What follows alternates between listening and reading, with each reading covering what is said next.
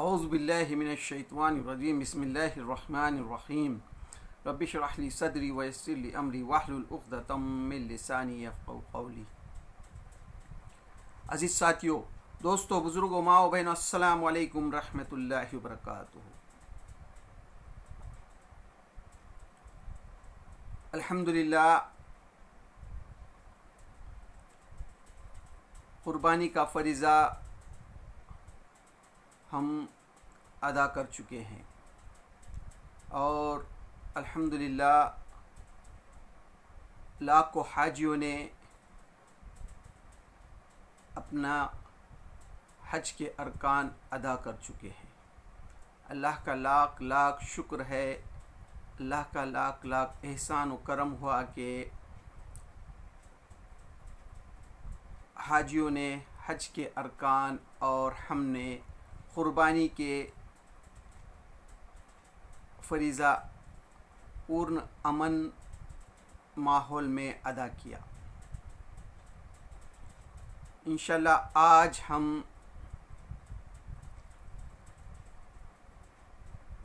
ابراہیم علیہ السلام، اسماعیل علیہ السلام، ماں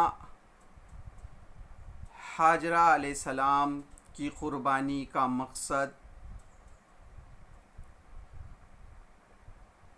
خانہ کعبہ کی تعمیر اور اس کا مقصد حج کا اعلان اور حج کے ارکان میں بگاڑ، اور اس کے بعد آخری نبی حضرت محمد مصطفیٰ صلی اللہ علیہ وسلم کے ذریعے سے حج کے ارکان کی اصلاح اور اس کا مقصد، اس کا حاصل مطالعہ آپ کے سامنے رکھنے کی کوشش کریں گے۔ سب سے پہلے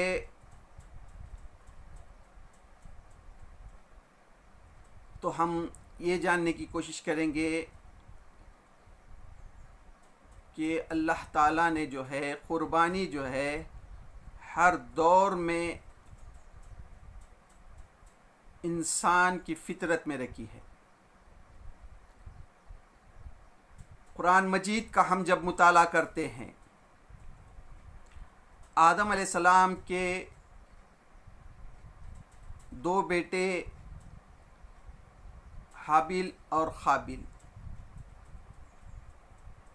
انہوں نے جب قربانی کی تو ایک کی قربانی قبول کی گئی اور دوسرے کی قربانی قبول نہیں ہوئی۔ تو اس بنا پر، حسد کے بنا پر، اس کی قربانی قبول ہوئی اور دوسرے بیٹے کی قبول نہیں، تو اس نے اپنے بھائی کا قتل کیا، مرڈر کیا، دنیا کا سب سے پہلا جو قتل ہوا۔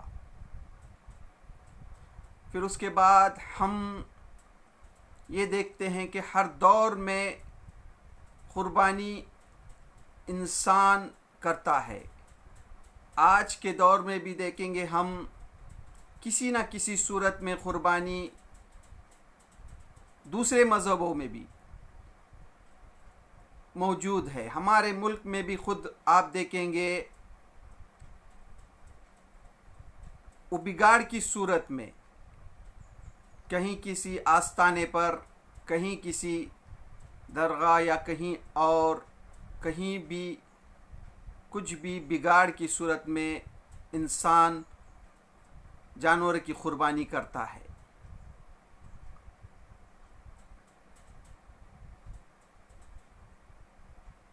لیکن ابراہیم علیہ السلام، اسماعیل علیہ السلام اور ماں ہاجرہ علیہ السلام وہ ہیں جنہوں نے قربانی کا مقصد انسان کو سمجھایا۔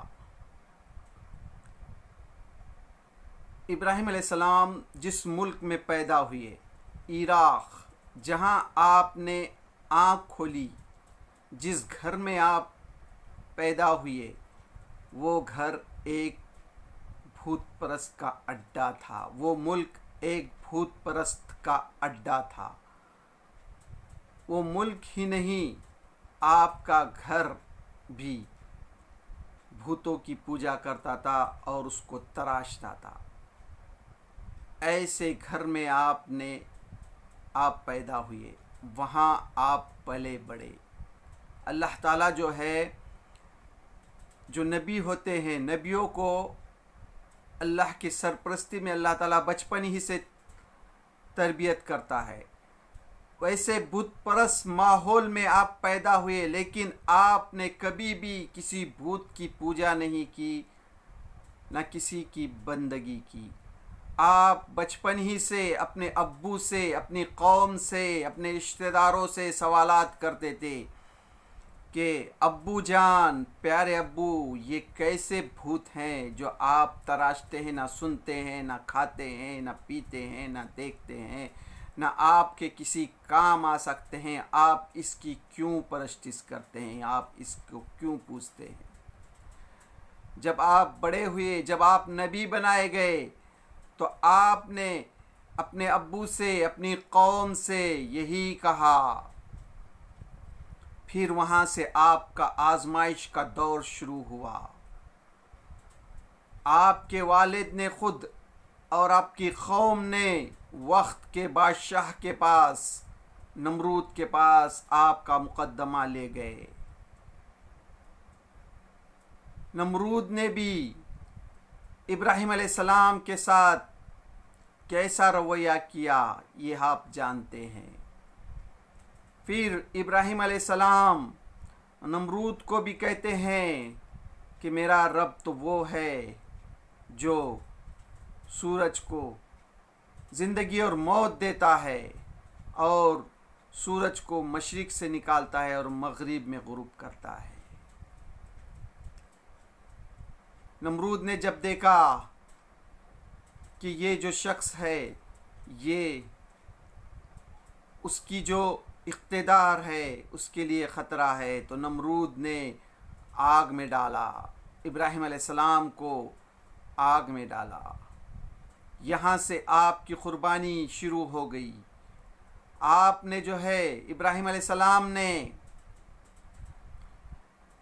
دین کے خاطر، اپنے ایمان کے خاطر سب کچھ قربان کیا، اپنی جان کی پرواہ نہیں کی. اللہ تعالیٰ نے آگ کو حکم دیا، ٹھنڈی ہو گئی. پھر اس کے بعد آپ نے دیکھا کہ قوم جو ہے سدھرنے کا نام نہیں لے رہی ہے، تو آپ ہجرت کرے. ہجرت کر کے شام، سیریا، مصر، جارڈن ہوتے ہوئے فلسطین آئے. آپ نے یہی دعوت کا کام ان ملکوں میں، یہی تحریک کو انجام دیا. یہاں پر فلسطین میں آئے. پھر اللہ تعالیٰ نے آپ کو، ابراہیم علیہ السلام کو، اپنی دوسری بیوی سے 90 سال کی عمر میں، بڑھاپے میں اولاد دی. پھر اللہ تعالیٰ نے وہاں پر بھی آپ کو آزمایا. اللہ تعالیٰ نے کہا کہ اپنی بیوی اور اپنے بچے، دودھ پیتے بچے کو، معصوم بچے کو اب قربانی کا وقت ہے. آپ ان کو عرب کی اس سرزمین جو مکہ، وہاں پر کوئی انسان نہیں رہتا تھا. وہ ریگستان، بڑے بڑے پہاڑ، وہاں نہ پانی ہے، نہ وہاں کسی درخت کا سہارا ہے. آپ کو حکم ہوتا ہے کہ آپ اپنے بیوی بچوں کو وہاں چھوڑ آئیے. آپ اللہ کے حکم کے مطابق اپنے بیوی بچے کو، دودھ پیتے بچے کو وہاں لے جاتے ہیں، اور وہاں چند کھجورے اور پانی دے کر پھر واپس ہوتے ہیں. تو ماں ہاجرہ علیہ السلام کہتی ہیں، آپ اس سنسان وادی میں جہاں کوئی پانی کا خطرہ نہیں، پانی بھی نہیں ہے، آپ کہاں جا رہے ہیں؟ ماں ہاجرہ سوال کرتی ہیں ابراہیم علیہ السلام سے. ماں کہتی ہیں کہ کیا یہ اللہ کا حکم ہے؟ ابراہیم علیہ السلام گردن ہلا کے کہتے ہیں، ہاں یہ اللہ کا حکم ہے. پھر کہتی ہیں اگر یہ اللہ کا حکم ہے تو آپ کر گزریے، جو آپ کو آپ کے اللہ نے کہا ہے، آپ کے رب نے جو حکم دیا ہے آپ اس کو کر گزریے، انشاءاللہ اللہ ہم کو ضائع نہیں کرے گا۔ پھر اس کے بعد آپ واپس آتے ہیں، پھر اللہ تعالیٰ پھر آپ کو اور خواب دکھاتا ہے۔ وہ بچہ جب بڑا ہوتا ہے، جب 10 سے 12 سال کی عمر کا ہوتا ہے، اللہ تعالیٰ خواب میں بتاتا ہے کہ آپ جو ہے اپنی اولاد کو ذبح کر رہے ہیں، آپ اس کی قربانی دے رہے ہیں۔ پھر ابراہیم علیہ السلام اپنے بچے کو وہ خواب بتاتے ہیں۔ بچہ بھی جو ہے ماں ہاجرہ علیہ السلام کی تربیت دیکھیے کس طرح سے کہتا ہے، بچہ بھی ابو جان آپ کر گزریے، جو آپ کے رب نے آپ کو حکم دیا ہے آپ اس کو کر گزریے، انشاءاللہ آپ مجھے صابرین میں سے پائیں گے۔ ہاں، یہ ہے ابراہیم علیہ السلام کی قربانی، اسماعیل علیہ السلام کی قربانی، ماں ہاجرہ علیہ السلام کی قربانی، یہ ہے۔ ہاں، یہ ہے قربانی کا مقصد کہ انسان جو ہے اللہ تعالیٰ نے انسان کو پیدا کیا اور دنیا میں جتنی نعمتیں بخشی ہے یہ سب اللہ کی ہے، تو اللہ تعالیٰ جو نعمت بھی اللہ تعالیٰ چاہتا ہے وہ اللہ کی راہ میں خرچ کرنا چاہیے۔ اللہ تعالیٰ نے جو نعمتیں دی ہیں یہ ہے۔ پھر اس کے بعد اللہ تعالیٰ آپ کو حکم دیتا ہے کہ آپ خانہ کعبہ کی تعمیر کیجئے، اس مسجد کی تعمیر کیجئے۔ جبرائیل علیہ السلام کے ذریعے سے وہ جو دنیا کی پہلی عبادت گاہ، پہلی مرکز جو ہے، جو آدم علیہ السلام نے تعمیر کیا تھا، نشاندہی کی جاتی ہے۔ ابراہیم علیہ السلام اور اسماعیل علیہ السلام اس مسجد کی تعمیر کرتے ہیں، اس مسجد کی تعمیر کرتے ہیں۔ پھر اللہ تعالیٰ حکم دیتا ہے کہ آپ آواز لگائیے کہ لوگ اس خانہ کعبہ کی زیارت کو آئے، اس کا طواف کرے، اس کا حج کرے۔ ہاں، یہاں سے وہ حج کا جو پہلا حکم ہے نازل ہوتا ہے۔ ابراہیم علیہ السلام آواز لگاتے ہیں، ساری دنیا سے لوگ، سارے عرب سے لوگ جوگ ددوگ اس کی زیارت کے لیے، اس کے طواف کے لیے آتے ہیں۔ اللہ تعالیٰ جو ہے ابراہیم علیہ السلام کو اس بعد ایک ان کی پہلی بیوی سے حضرت اسحاق علیہ السلام ہوتے ہیں۔ پھر ابراہیم علیہ السلام جو ہے اسحاق علیہ السلام کو فلسطین میں اور اپنے بھتیجے لوط علیہ السلام، جب آپ جو ہے عراق سے ہجرت کر رہے تھے تو اس وقت جو 3 جو لوگ تھے، ایک آپ کے بھتیجے لوط علیہ السلام، ایک آپ کی اہلیہ سارہ علیہ السلام اور آپ خود، تو آپ جو ہے اس مشن کو، اس تحریک کو، اس دعوت کو آپ اس طرح سے انجام دیتے ہیں کہ اسحاق علیہ السلام کو فلسطین، بھتیجے لوط علیہ السلام کو اردن جارڈن اور اسماعیل علیہ السلام کو حجاز مکے میں یہ مرکز بنا کر اس طرح سے آپ اس دعوت کا کام انجام دیتے ہیں۔ پھر اس کے بعد آپ جب خانہ کعبہ کی زیارت کا جو اعلان کرتے ہیں، پھر آپ وہاں سے جو لوگ جو ہے حج کے لیے، خانہ کعبہ کی زیارت کے لیے خانہ کعبہ مکہ آتے ہیں۔ پھر اس کے بعد اسماعیل علیہ السلام، ابراہیم علیہ السلام جب اس دنیا سے رخصت ہوتے ہیں تو اس میں آہستہ آہستہ اس میں بگاڑ آ جاتا ہے، لوگ بت پرستی میں مبتلا ہو جاتے ہیں۔ جو خانہ کعبہ خالص اللہ کی عبادت کے لیے تعمیر کیا گیا تھا، اس میں جو ہے تو آہستہ آہستہ لوگ بھوتوں کو لا کر رکھنا شروع کرتے ہیں، ایک ایک کرتے ہوئے اس طرح سے 360 بھوت اندر رکھ دیے جاتے ہیں۔ پھر اسحاق علیہ السلام سے جو یعقوب علیہ السلام ہوتے ہیں، پھر ان کی نسل میں بنی اسرائیل کہلاتی ہے، اسرائیل. پھر اس یعقوب علیہ السلام کے 12 لڑکے، پھر اس کے بعد یوسف علیہ السلام، پھر اس کے بعد سلیمان علیہ السلام، موسیٰ علیہ السلام، عیسیٰ علیہ السلام. ایسی بنی اسرائیل میں تقریباً اللہ تعالیٰ ہی بہتر جانتا ہے کئی نبی بھیجتا ہے. امامت کا جو ابراہیم علیہ السلام کے بعد اسحاق علیہ السلام کی نسل میں، یعقوب علیہ السلام کی نسل میں دنیا کی پیشوائی ہوتی ہے، وہاں ان کو جو ہے تو دنیا کی رہنمائی دی جاتی ہے، امام بنایا جاتا ہے. پھر جب عیسیٰ علیہ السلام کے بعد جب بہت زیادہ بگاڑ آ جاتا ہے تو اللہ تعالیٰ سے ان کو معذور کرتا ہے.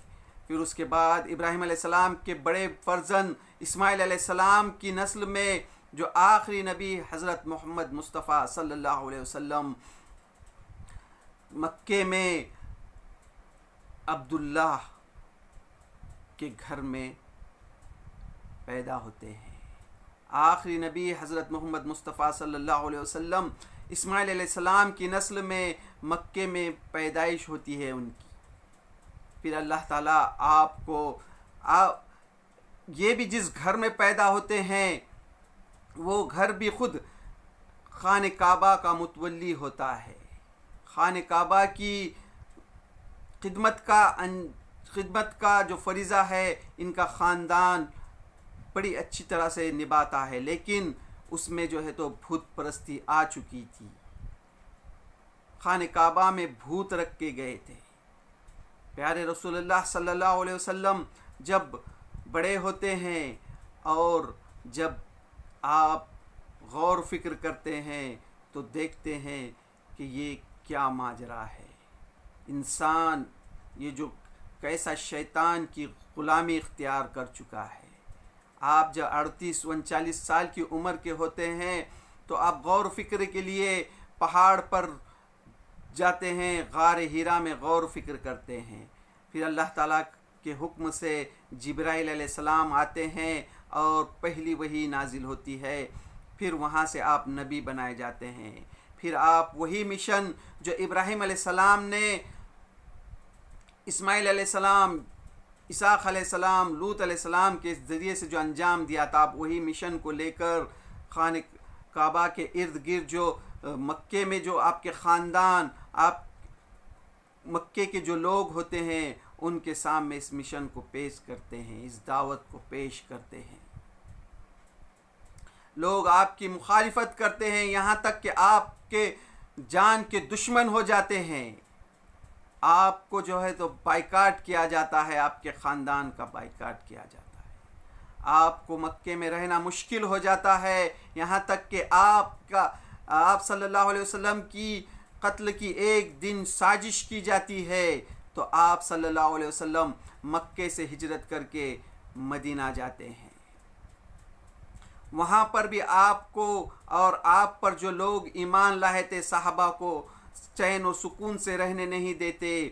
پھر آپ جو ہے اس کے بعد وہ مشن، وہ تحریک جو ہے جو خالص اللہ کی عبادت کے لیے آپ نے صرف اور صرف انسان کی غلامی، شیطان کی غلامی سے نکال کر اللہ کی بندگی اختیار کرنے کے لیے جو اللہ تعالیٰ نے انسان کو پیدا کیا ہے، اس مشن کو، اس دعوت کو لے کر جب پھر آپ مکے جو لوگوں نے مکے سے آپ کو نکالا تھا، پھر ان کے خلاف جو ہے آپ 2 ہجری میں جنگ بدر کا واقعہ پیش آتا ہے. پھر اس کے بعد 3 ہجری میں جنگ احد ہوتی ہے. پھر اس کے بعد جنگ خندق ہوتی ہے. پھر 6 ہجری میں صلح حدیبیہ ہوتی ہے، یعنی صلح ہوتی ہے مکے کے مشرکین کی اور مسلمانوں کی. پھر اس کے بعد جب وہ صلح جو مکے کے جو مشرک ہوتے ہیں ان سے خود وہ صلح کی خلاف ورزی ہوتی ہے. پھر 8 ہجری کو اللہ کے رسول صلی اللہ علیہ وسلم مکہ فتح کرتے ہیں. پھر مکہ فتح کر 8 ہجری کو مکہ فتح جب ہو جاتا ہے تو پیارے رسول اللہ صلی اللہ علیہ وسلم وہ خانہ کعبہ جو خالص اللہ کی عبادت کے لیے وہ گھر تعمیر کیا گیا تھا، اس میں جو 360 بھوت رکھے ہوئے ہوتے ہیں اس کو ایک ایک کر کے توڑ دیتے ہیں، پھر اس کو صاف کر دیتے ہیں، اس گندگی کو وہ اللہ کے گھر کو پورے بھوتوں سے پاک کر دیتے ہیں اور صرف اللہ کی عبادت کے لیے اس کو کرتے ہیں۔ تو اس وقت سے لے کر آج تک وہاں سے جو شرک مٹ جاتا ہے اس کا نام و نشان مٹا دیتے ہیں، اور آج آپ دیکھتے ہیں، آنکھوں سے دیکھ رہے ہیں کہ لاکھوں حاجی جو ہے وہاں پر جو ابراہیم علیہ السلام نے جو آواز لگائی تھی، اس آواز کے جواب میں لبیک اللہم لبیک لبیک لا شریک لک لبیک ان الحمد والنعمت لک والملک لا شریک لک، اس آواز سے پوری وادی گونج رہی ہے۔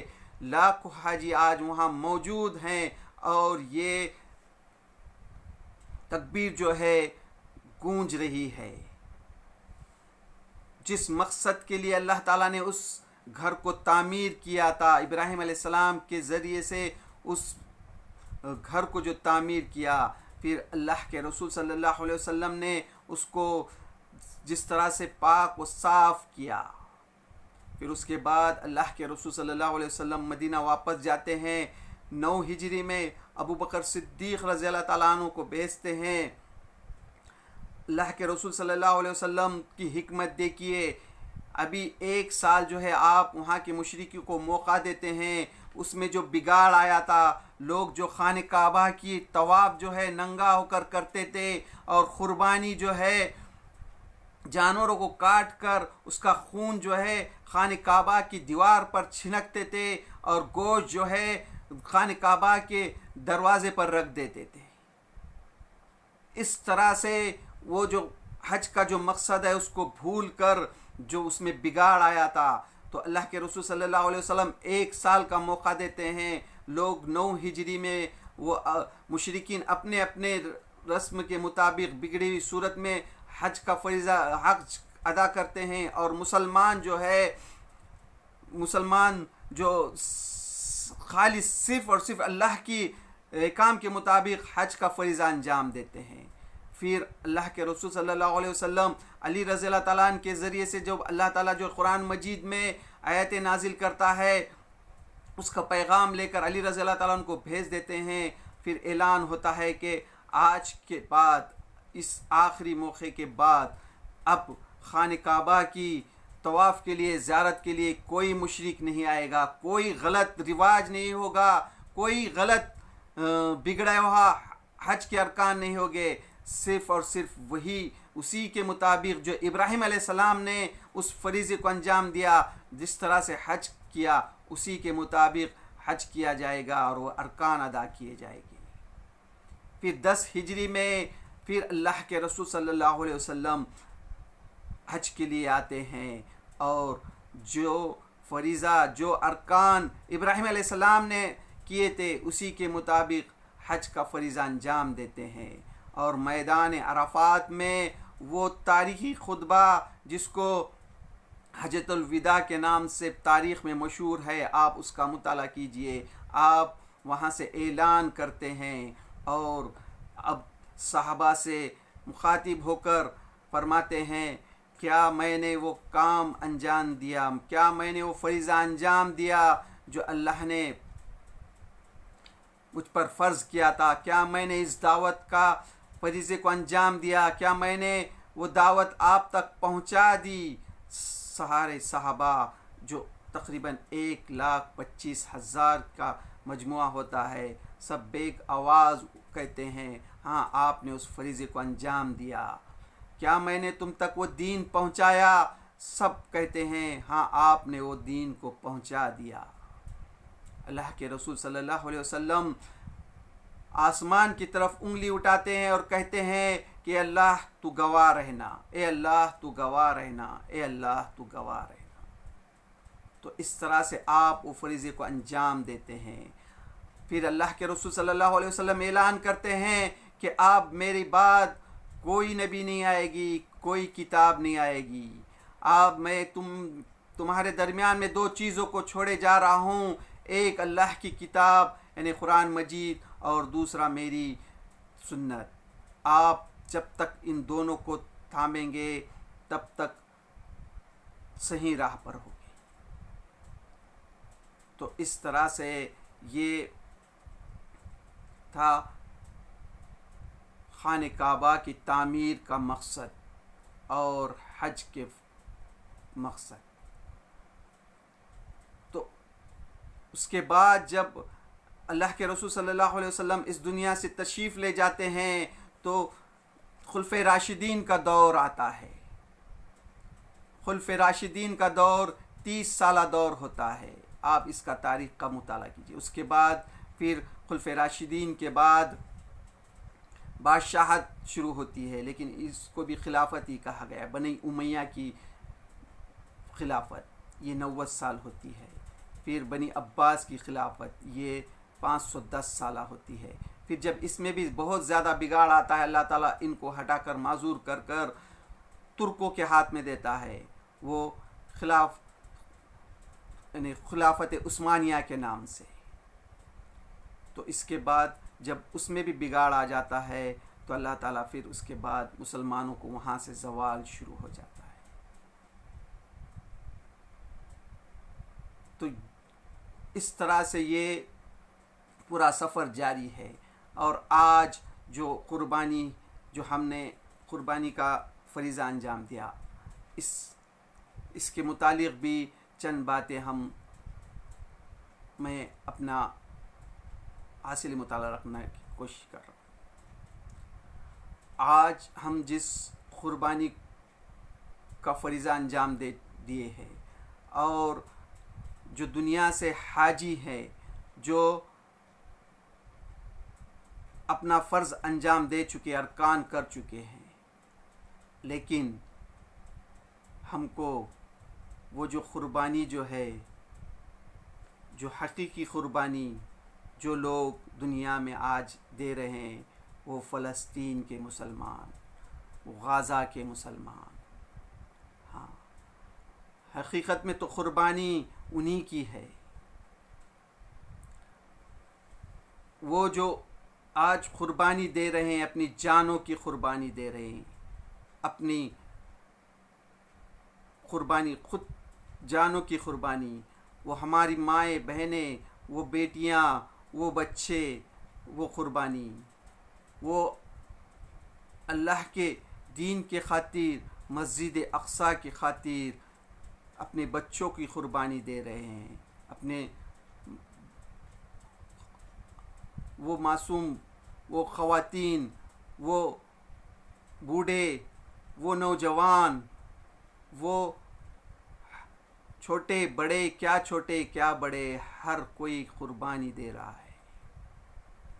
ہم کہتے ہیں کہ 75 سال ہو گیا ہے ان کو, وہ اسرائیل, وہ ناجائز ملک جس کو یورپ کی سرپرستی, برطانیہ کی اور اب امریکہ کی سرپرستی حاصل ہے, وہ امریکہ کی سرپرستی میں جو قتل عام کر رہا ہے, جو جینوسائیڈ کر رہا ہے. ہم کہتے ہیں کہ 75 سال سے اس نے ان کو غلام بنا کر رکھا ہے, لیکن حقیقت یہ ہے کہ وہ ان کو غلام نہیں, بلکہ ان لوگوں نے ساری دنیا کو غلام بنایا ہے. اور حقیقت میں تو آزاد تو وہ لوگ ہیں, وہ غزہ کے مسلمان. حقیقت میں آزاد تو وہ ہے جو اپنی قربانی دے رہے ہیں. وہ سپر پاور جو یہ چاہتا ہے کہ ان کو وہاں سے نکال دے, لیکن آپ دیکھیں گے پورے 20 مہینے ہو گئے, 600 دن کے اوپر ہو گئے, 610-12 دن ہو گئے, مسلسل وہاں پر بمباری کی جا رہی ہے, قتل غارت کی جا رہی ہے, کیسے حالات ہوں گے اللہ ہی بہتر جانتا ہے۔ 23 لاکھ جو لوگ تھے، 23 لاکھ مسلمان، اب جو ہے تو 20 لاکھ بتایا جا رہا ہے، یعنی 3 لاکھ کو جو ہے تو شہید کر دیا گیا ہے، جس میں آدھے سے زیادہ بچے اور خواتین ہیں۔ تو حقیقت میں تو قربانی تو ان کی ہے۔ اللہ تعالیٰ نے جو قربانی کا مقصد بتایا ہے، جو ابراہیم علیہ السلام، اسماعیل علیہ السلام اور ماں ہاجرہ علیہ السلام نے جو قربانی دی، اس مقصد کو تو حقیقت میں وہ لوگ دے رہے ہیں۔ تو یہ تھا قربانی اور حج کا مقصد جو میں نے آپ کے سامنے رکھنے کی کوشش کی۔ تو اللہ سے دعا اللہ ہمیں بھی قربانی کا جو مقصد ہے سمجھنے کی توفیق دے۔ وآخر دعوانا الحمد للہ رب العالمین۔